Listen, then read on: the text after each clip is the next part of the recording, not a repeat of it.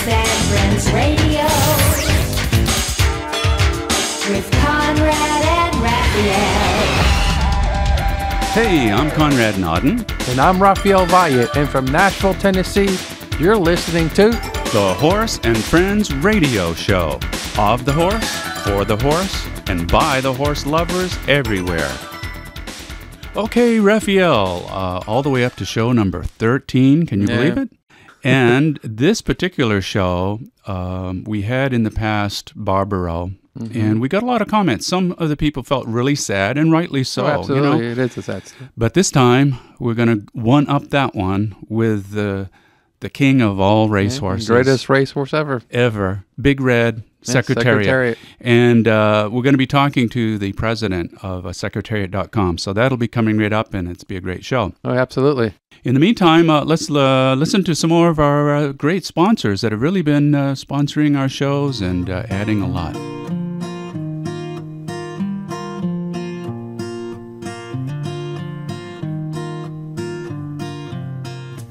Hello, my name is Sam Tune. And I'm his wife, Mary. We would like to welcome you to pure Southern country charm here at Magnolia Valley Estates, 30 miles south of Nashville, Tennessee, conveniently located between I-24 and I-65. The valley is private and secluded, yet it is convenient to vineyards, golf courses, area lakes, retail shopping, shopping centers, fine schools, Middle Tennessee State University. But this valley is different because we have something very special here. We have a world-class equestrian center adjoining 38 magnificent lots ranging from 1 to 10 acres, all underground utilities, natural gas, and city water. Here at Magnolia Valley, you have the opportunity to stable your horse at our facility when you purchase one of our lots. You don't have to own a horse. You can still enjoy the lifestyle and take advantages of this wonderful community. I can guarantee this. I'm the mayor of this community, and Mary and I own this beautiful valley. Come and see your next fantastic building lot with powerful buyer incentives. Welcome to Magnolia Valley, the good life. The absolute real thing.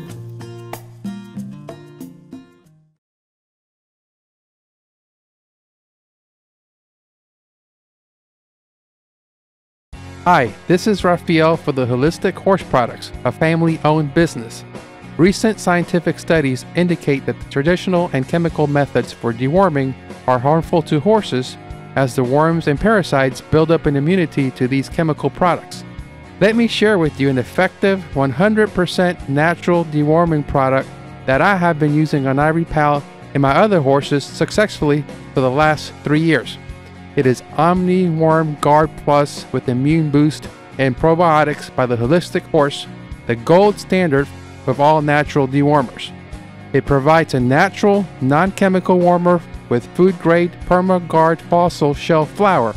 This keeps Ivory Pal worm-free on a consistent basis, but also contains Immune Boost to help him build a good immune system to assist in warding off disease. In addition to this, it contains 5 very powerful and very necessary probiotics to keep Ivory Pal's digestive system in balance. To keep your horse healthy, purchase Omni Worm Guard Plus with Immune Boost and probiotics. Please visit www.theholistichorse.com or call 1-877-774-0594. When your best horse needs the very best video, when your farm needs to look absolutely fabulous, when your special event needs multi-camera, professional coverage, when you need a theme-based movie, and of course special effects, then you need Malibu Video Productions, now in Nashville. Okay, Raphael, on the line we have a very prominent individual representing one of the most prevalent sources for keeping the legend of the greatest racehorse of all time alive. Yes, we're talking about Big Red, the Triple Crown winner, known the world over as Secretariat. Welcome to the Horse and Friends radio show, the president of Secretariat.com, Mr. Leonard Lusky. Thank you. Yeah, we're glad to have you on the show, Leonard. And that, my God, I think I remember growing up admiring Secretariat, and I know at that time I was young. I won't give my age away, but just to put the things in perspective, what the country was going through at that time, we were pretty much in a low point as far as morale of the country. I think the Vietnam War was just wrapping up. We had just Watergate. And there had not been a Triple Crown winner in 25 years. And you were absolutely correct. In 1973, the perfect storm of things happened so that Secretariat really, his accomplishments became much more than just the records. I mean, he certainly was this big, beautiful horse, and horse racing, needed a champion, as it does now. Right. It had been 25 years since Citation had won the Triple Crown. And with that, combined with the nation's problems with Watergate and Vietnam, Secretariat really struck a chord. He really resonated with the public. And here was this big, beautiful, big red animal in blue and white silks, and racing for the purity of it. He there was no corruption, no scandals, nothing that any current athletes might be going through. He just was a simple, beautiful creature, and the nation really responded. And it was easy to see why. And he was a special horse, not only in his talent, but very, very intelligent. And I've had the privilege of speaking extensively with the team, with Miss Chenery and Ron Turcotte, Charlie Davis. I never got to speak personally with Eddie Sweat, but Charlie had spent as much time with Eddie as anyone, and really got to learn a lot more about the barn side of Secretariat, and it was fascinating. If a camera or the press were around, he knew it, and he was aware of his sight lines and camera lights. First click of the camera, the ears would go up. He'd swell up and pose, like, look at me, I'm the man. I mean, and he was, and he knew it. He put on a show. He played around a lot. One day there with Eddie Sweat, he grabbed the rake and tried to pull the rake into the stall. And he had it halfway in, and Eddie grabbed the rake, and they were having a little bit of a tug of war there. And another time he did grab one of Eddie's brushes and ran to the back of the stall with it. And Eddie said, come back here, you dude, and give me back my brush. And Secretary, well, he was really cute doing that. He was not a horse. He was a human being to me. If he could have talked, oh man, he would have just tell you what he want to do, how he could have do it, and when he want to do it. Maybe you remember that a few shows back we featured Barbaro, and we were talking, with Alex Brown, who wrote the book on him, as to why there was so much personal attraction and attention to a horse, so that when the horse died, they felt a personal loss. Mm-hmm. The same thing is true, if not even greater, with Secretariat, was it not? Very, very much so. And like I said, you can attribute it certainly to the nation looking for something great in a bad time.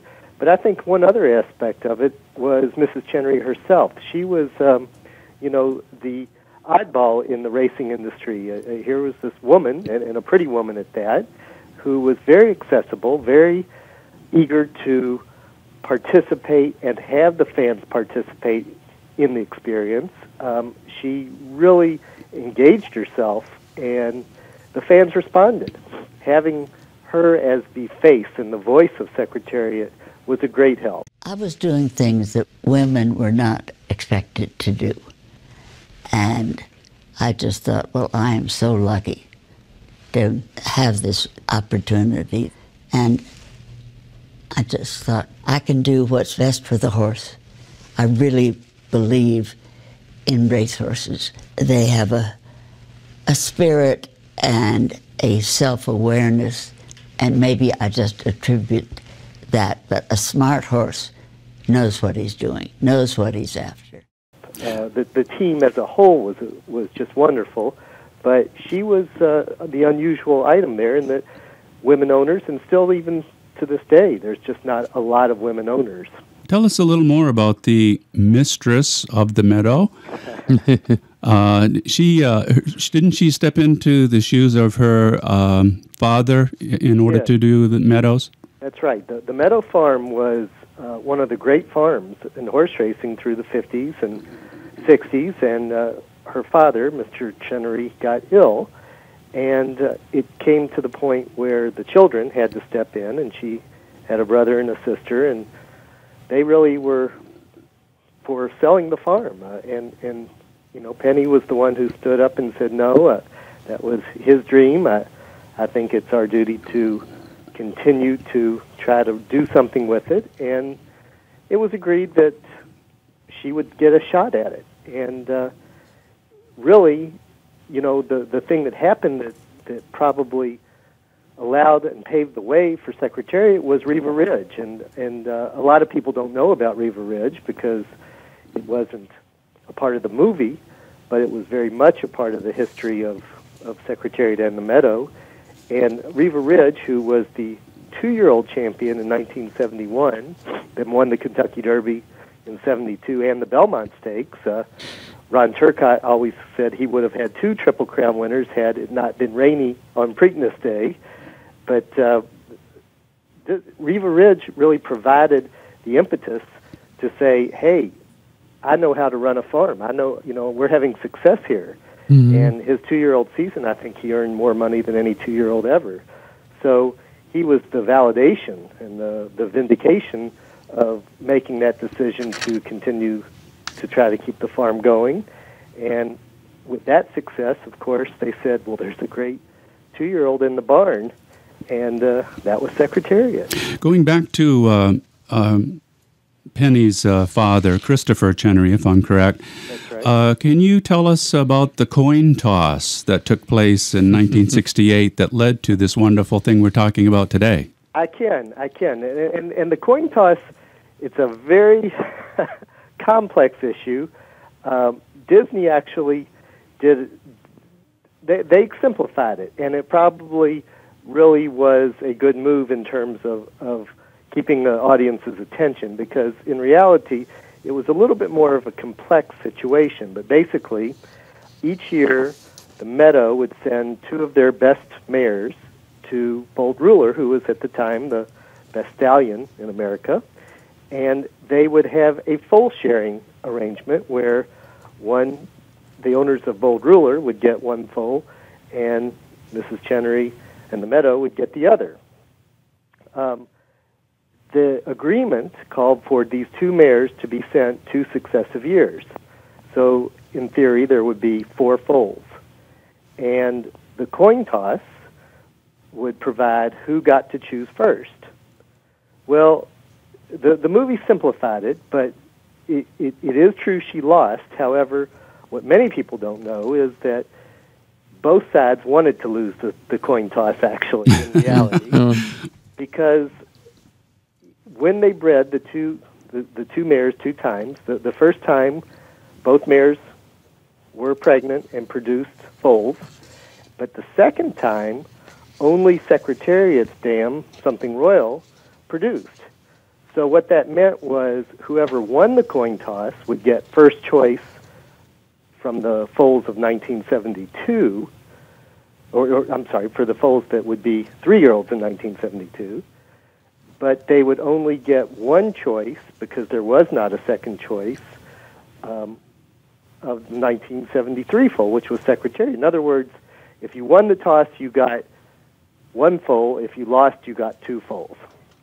So they both went in wanting to lose the toss. Actually, Mrs. Chenery did. And the first year, neither of the first 2 horses turned out to be much, but of course, Secretariat was the third, and the rest was history, as they say. Yeah, and Conrad and I were talking the other day that, obviously Secretariat was a incredible physical specimen. I mean, so people could know why he was named Big Red. He was 16'2", weighed 1,200 pounds, which is huge for a thoroughbred, because usually they're leaner than that. So this shows you how big he was.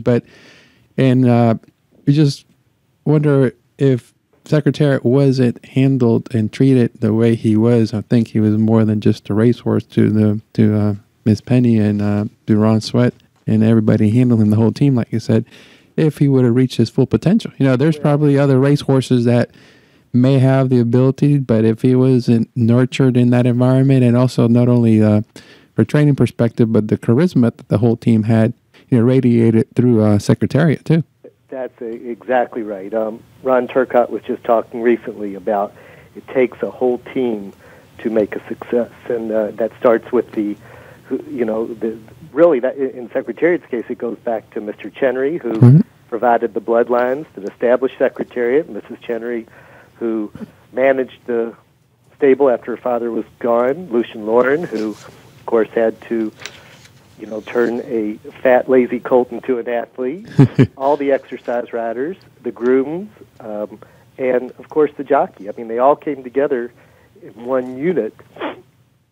And it is so true, without proper handling, no telling. I mean, there are many stories about horses just not being handled properly that had all the potential in the world. Well, I think that Eddie Sweat particularly had a magic about him on how to certainly deal with horses and new horses. I think in the Disney movie, of all the people, his character was probably the best portrayed, because that is exactly how he was, and he did understand.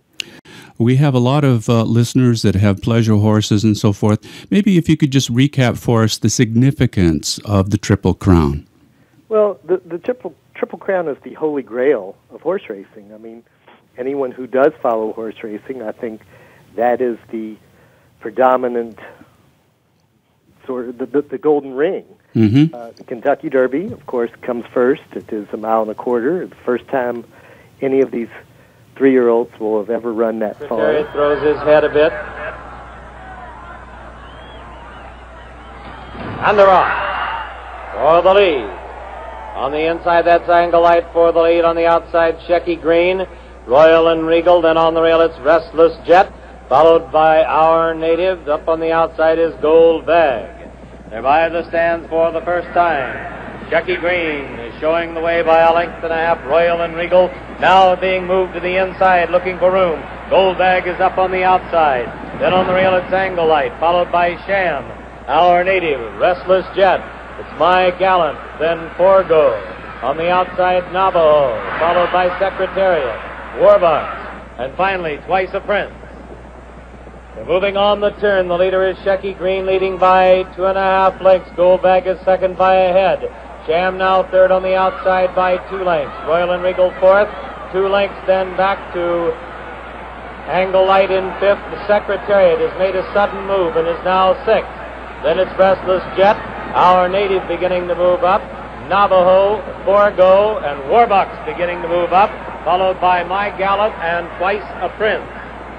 They're into the turn and bunching for the lead with Shecky Green still the leader by 1/2 length. On the outside and challenging is Sham, and he's now got a head in front. Now Shecky Green responds to the challenge, and those two are heads apart. Royal and Regal is third and holding on. Gold Bag drops back. Secretariat is fourth and moving up on the outside and is now third and moving at the leaders as they come for the head of the stretch. They're at the head of the stretch, and Sham is the leader. He leads it by a length. Secretariat is in the center of the racetrack and driving. Shecky Green now drops back. Coming on a bit is Forgo, Our Native on the outside. Now and they're in the stretch. It's Secretariat. Secretariat on the outside to take the lead. Sham holding in second. It's Secretariat moving away. He has it by 2.5. Sham, then on the outside, Our Native. At the wire, it's going to be Secretariat. That's followed 2 weeks later by the Preakness Stakes. And they all seem to be standing well. Sham straightens up a little. Secretariat bobs his head. We're still looking, and they're off for the early lead. That's Deadly Dream on the outside, a Colletage. Then it's also Torsion on the outside. They're coming by us. It's a Colletage getting it, and he's still moving away by about 2.5 as they pass the stands. Settling into second, Torsion. Sham has good position, third on the rail. It's another 3 lengths back, Deadly Dream. Then Our Native, and Secretariat is last again as they move into the first turn. They're into the turn. Ecolitage has it by 2 lengths. Torsion second by a length, and then Sham third. Sham under an easy hold right now. But here comes Secretariat. He's moving fast, and he's going to the outside. He's going for the lead, and it's right now he's looking for it. Ronnie Turcotte sends him alongside Ecolitage. Here we have it. Ecolitage is the leader, but Secretariat is right alongside. Then still further back, that is Sham now going to the outside in third. We're moving down the backstretch. Secretariat holding it by a length and a half. Here comes Sham second on the outside now. Now it's Secretariat the leader by a length and a half with Sham moving into second. And it looks like Ecolitage has had it, dropping back in third. Coming on in fourth is Arnating, and he's pretty close. Torsion fifth, and a trailer way back is Deadly Dream. They're on the turn, and here's the race, folks. Secretariat trying to hold it, and Sham is driving to get it. These two are beginning to open a few lengths as Arnating settles into third, and he has about 3 lengths on Ecolitage. Head of the stretch, Secretariat 2.5. Sham under a strong left-handed whip, and he's making his run now, but it's still Secretariat holding on. Secretariat by 2 lengths. Sham driving second. There's a strong left-handed whip again by Pinkine. He goes to it time and time again, but Ronnie Turcotte has his whip put away, and Secretariat has it put away. He's beginning to wear away. It is Secretariat. He's coming to the wire. He wins it by 2.5, almost 3. And 3 weeks after that comes the Belmont at 1.5 miles. For this tremendous Belmont Stakes.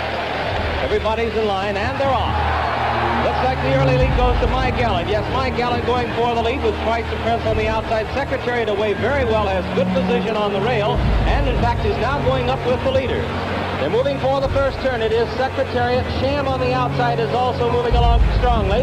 And now it's Sham. Sham and Secretariat are right together into the first turn. My Gallant has third behind them. Then it's Twice the Prince, and the trailer is Private Smiles as they go by the turn. Those two together, Sham on the outside. Sham getting ahead in front as they move around the turn with Secretariat second. Then there's a large gap. Make it 8 lengths back to My Gallant in third and Twice the Prince fourth. And Private Smiles is still the trailer.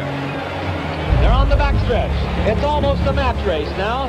Secretariat's on the inside, by a head. Sham is on the outside. They've opened 10 lengths on My Gallant, who is third by a head, with Twice the Prince fourth. Then it's another 8 lengths back to Private Smiles, who is trailing the field. They continue down the backstretch, and that's Secretariat now taking the lead. He's got it by about a length and a half. Still Sham, 10 lengths back. My Gallant, Twice the Prince.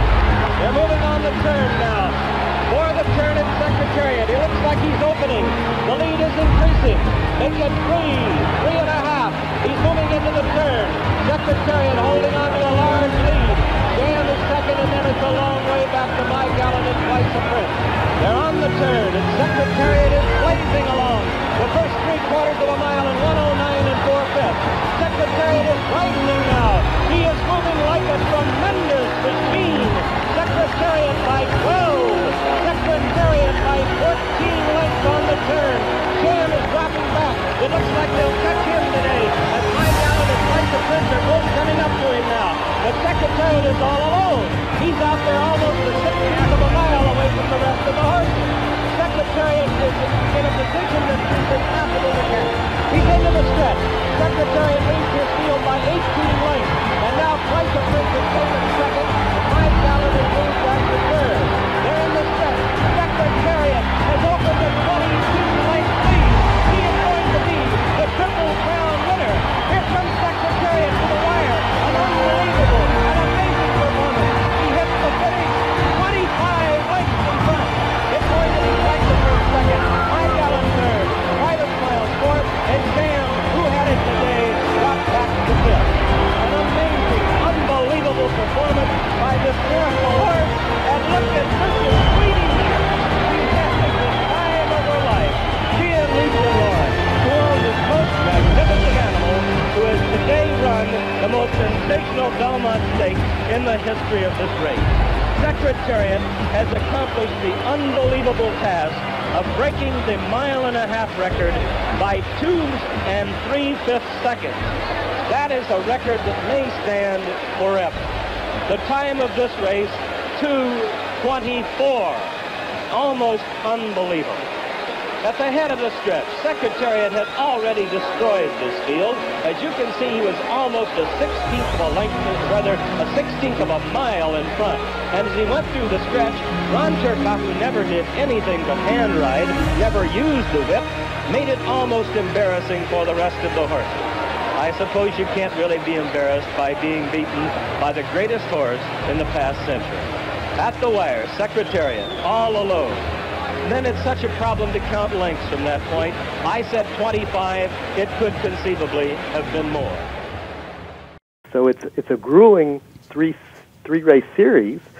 It takes a very special horse to maintain peak performance, take on all comers, because not every horse has to race in every race against the potential winner. You can have a horse target one certain race, and so a winner of the Triple Crown really has to be a very special horse. And coming into 1973, since it had been 25 years, there was talk, as I said, as there is now, well, maybe the Triple Crown should be changed because it's just too difficult to win.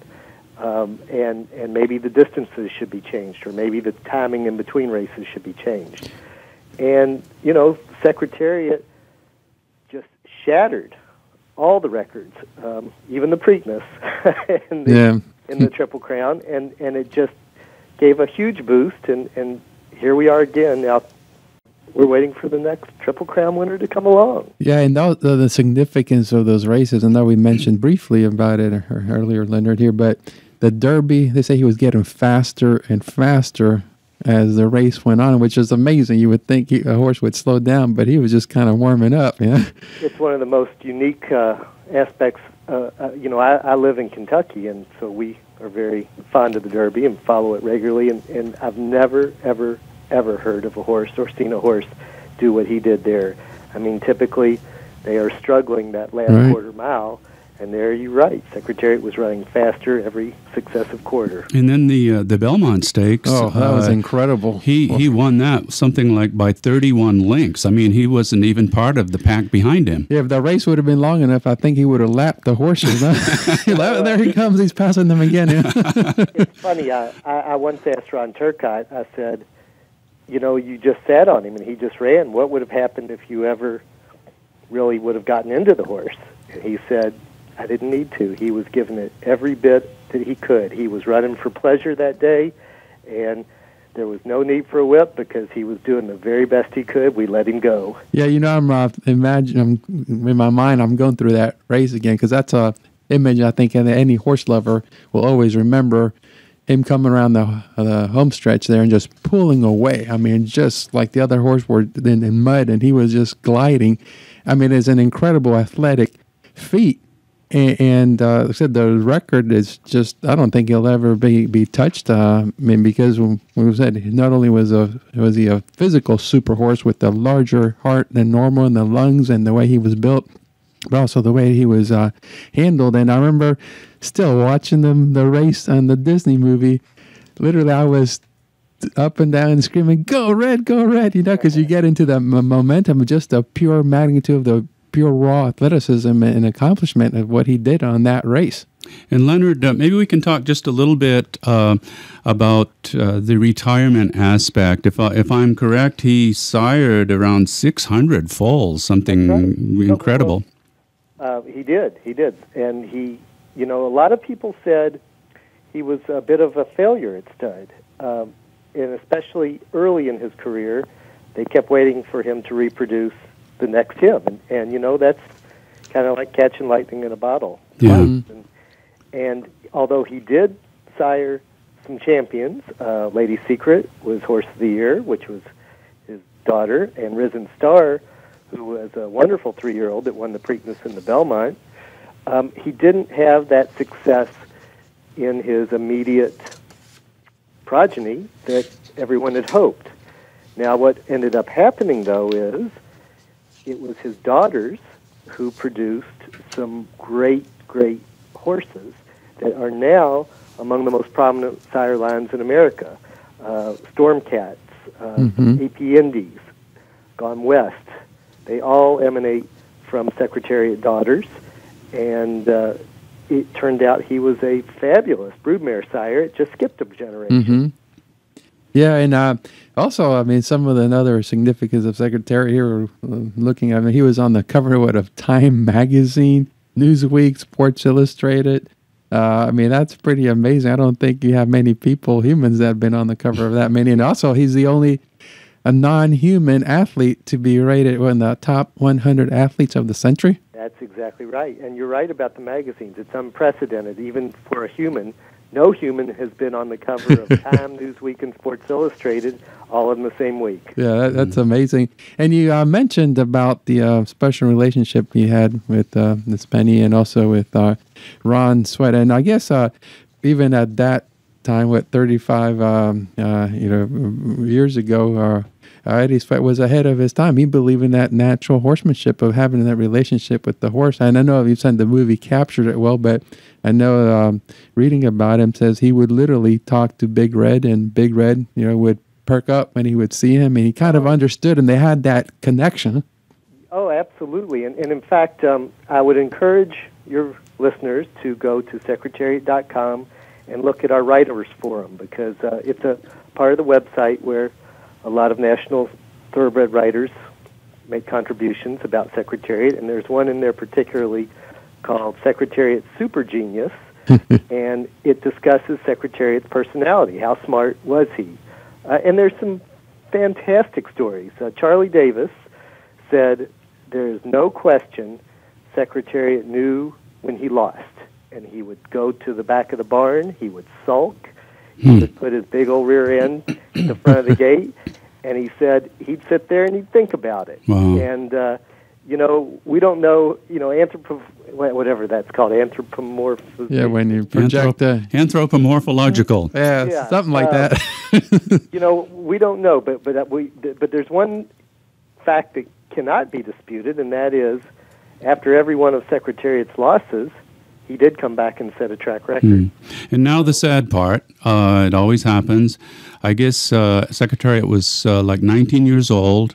That's right. And he died of laminitis, which is, by the way, the same thing Barbaro died of. That's exactly right. How sad was that? It's a horrible thing. I mean, Secretariat, we were fortunate enough to get 19 great years out of him, but that's an insidious disease. There's no cure. Currently, Mrs. Chenery does have a foundation, the Secretariat Foundation, which one of the goals of it is to find that cure and tries to make contributions for research and so forth into it.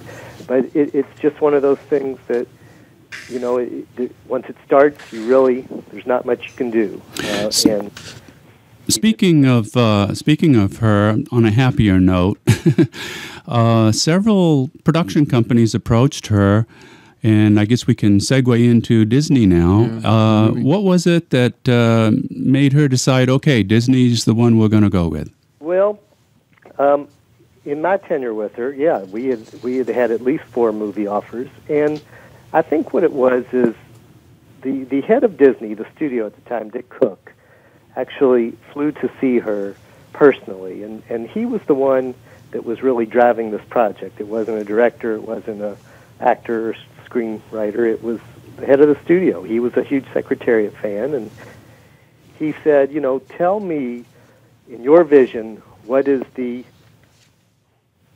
untouchable parts of the story? What do you see? And they had a long discussion, and it turned out that Disney said, we don't really want to make a horse movie. We want to make a family movie. We want to make a movie that everyone can enjoy, but it will certainly be about a horse.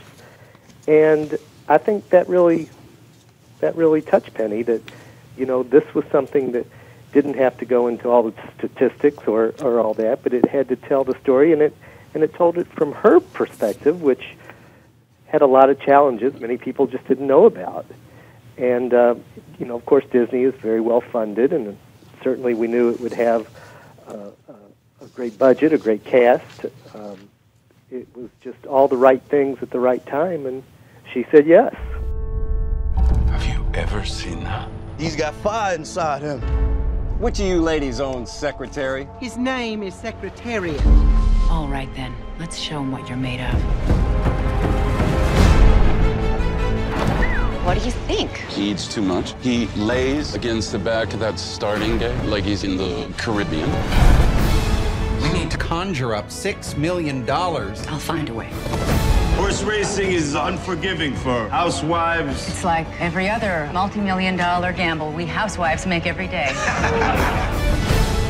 You're guaranteeing that this horse is going to win the Triple Crown. 3 races in 5 weeks. Hasn't been done in 25 years. That is exactly what I'm saying. You're that stubborn. I'm that right. This is about life being ahead of you, and you run at it. You're about to see something that you never seen before. Secretariat. How did Miss Chenery feel about Diane Lane's portrayal of her? Oh, she loved it, and they hit it off as friends right away. Oh, great. Diane actually did come out to spend some time with Miss Chenery to talk to her, learn some of her mannerisms and so forth, and they really hit it off. And Diane, we thought, was a wonderful selection to play her. It was just a great move, and she did a great job with it. She's just a wonderful actress, and as I found out, just a great person as well. And now Miss Chenery she made a cameo appearance in that movie, right at the Belmont race towards the end there. That's right. That's right.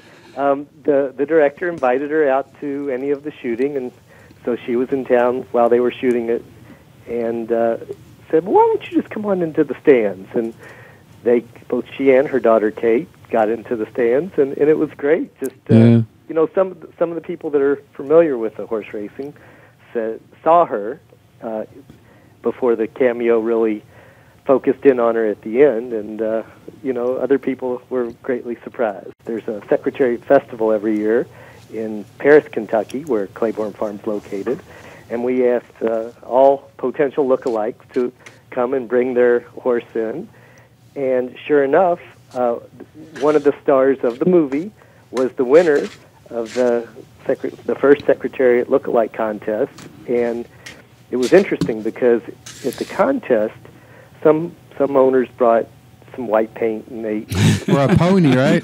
A miniature. Huh? Hey, this looks like Secretariat. Huh? He just shrunk. We put him in the dryer. Put some Grecian formula on that one over there. That's right.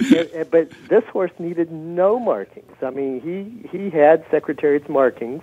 He was a vibrant chestnut. He was muscular. The only issue with him, his name was Trolley Boy, by the way. The only issue with him was he was 15 hands.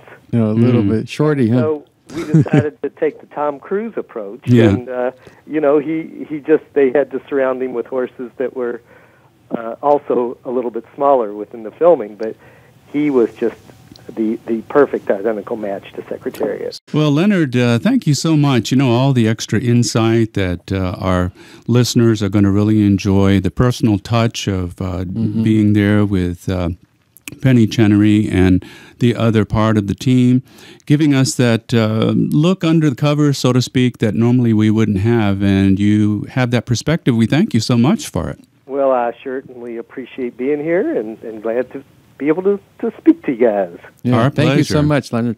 So there we have show number 13, another great show, and we really appreciate all the support, as always, from the listeners. Yeah, absolutely, and we know you'll enjoy this Secretariat one because, I remember it from my childhood, and like I said in the show, I still got up and started screaming and hollering from Big Red, even in the movie, Go Big Red, just go the excitement of that, just pulling away at the Belmont was just an image that I think we will never forget. Right. Well, that's a wrap. So, folks, thanks for tuning in, as they say, and be sure to be watching for our next episode coming soon. Until then, happy trails, everybody. Hey, Raphael, I bet you can't do this. Horse